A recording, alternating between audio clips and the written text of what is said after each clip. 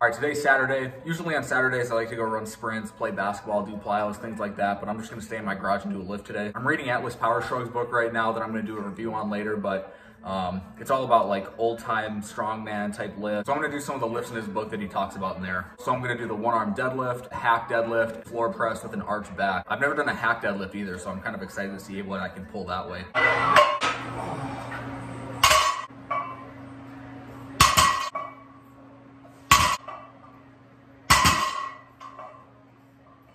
I have done one-handed deadlifts before, but I've done them where you're facing the barbell like this. Atlas says it's a little bit easier if you straddle it, so that's why I'm trying it that way today. We'll see if he's right.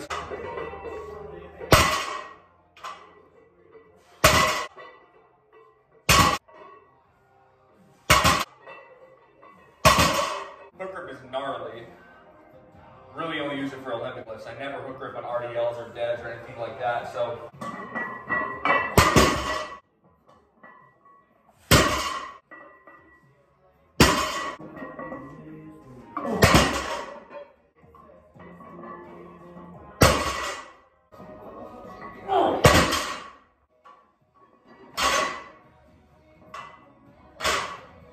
I don't know if I can do it with my left. Nope. All right, that was pitiful. I'm embarrassed. What do you think of Jump Science's recommendation of avoiding strength training for a while for very strength dominant athletes? I think it's a good idea for a lot of people if they want to like so-called peak. I kind of talked about this before, and I think Dan's mentioned it in this kind of the same lane, is that it's not that you're training like more explosive capabilities by like reducing the intensity in the weight room or reducing the amount of workload in the weight room. It's just that you are not fatiguing yourself to the same degree, so that you can put forth more resources into the more explosive activities. So you're just shifting the gears a little bit to the more explosive activities that you want to perform, like in sports. So I think it's a good idea for a lot of people, but I would always recommend coming back to strength training after probably 3 or 4 weeks, maybe even sooner. Do you think a dedicated cardio day is still necessary if you're doing EMOMs? It seems like there's a very strong cardio component to them, especially if you're doing more than 1 rep. Yeah, I still think you should have a dedicated cardio day. I agree that EMOMs can have a cardio component to it, but it just isn't the same thing. But a 10 to 12 minute EMOM once or twice per week, I just don't think is enough of an aerobic stimulus to really be super productive in the long term. I'm keeping the Q&A questions short today, so I'll move on to the hack deadlift. I'm just gonna do my first warm-up set with the single arm deadlift. Miss, failed attempt that I tried to do.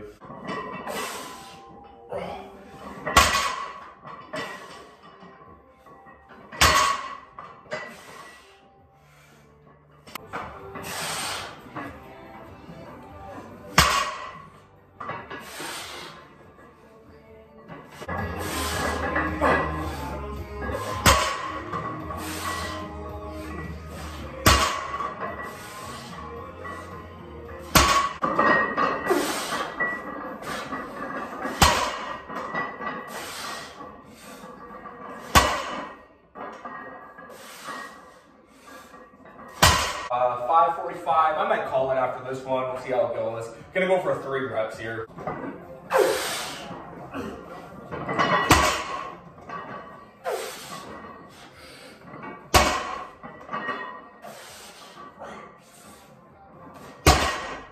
$5:45 for a triple. That's probably a good one to end on. Question from I'm Hassan. What are your strength standards for what would you consider to be a strong person? I'm just gonna answer this for myself.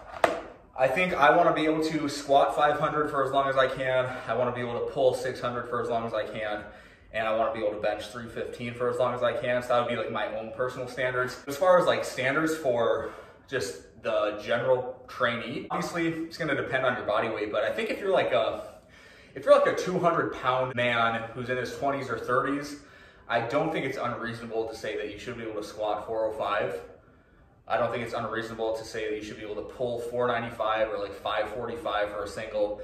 I don't think it's unreasonable to say that you should be able to bench 275. And that's just me thinking about it without any prep time at all. Like a normal 200-pound man who's like sort of athletic and has played sports, has a background in training, has a background in sports, I think those are numbers that are very doable for everybody. Actually, I think the numbers that are doable for everybody would even be higher than that. So I'd say if you can squat 405, if you can pull 495, if you can bench 275, I'd consider you probably a pretty strong guy for the most part. So I think those are numbers that every man should be able to shoot for.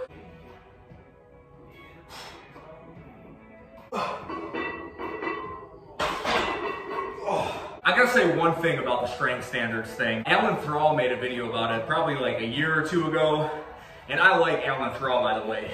I think Alan Thrall is awesome. But his answer was something about how like you shouldn't compare yourself to other people. These standards are arbitrary. Just do what you can do. Just do the best that you can do. Improve the most that you can, and just worry about the long term, making progress, things like that. Which is like a fine thing to say, but I think that's kind of a cop out.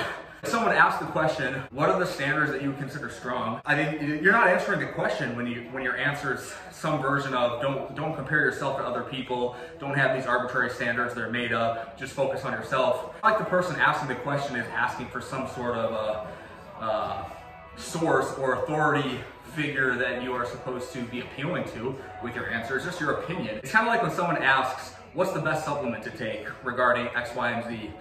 And the person who receives the question answers it by saying, oh, well, why are you even asking me about supplements if you're not getting enough protein in your diet, if you're not getting enough sleep? Supplements don't even work if you're not doing all those things. Like, first of all, that answer is not true, by the way. But second of all, that's not what the question was. The question was, what's the best supplement to take for whatever they're looking for? So that's my thoughts on the strength standards thing. Like it is true that they are arbitrary, but I have my opinion on what a strong person is. If I see a 200-pound male squatting 250 for a set of 5, I don't think that person is strong. That person does not fit my perception of what a strong human being is. I also think it comes from people not wanting to have standards and set standards and hold people to those standards because they don't want to be considered like judgmental or something, which I think is ridiculous. Those are just my elaborate thoughts on the strength standards thing.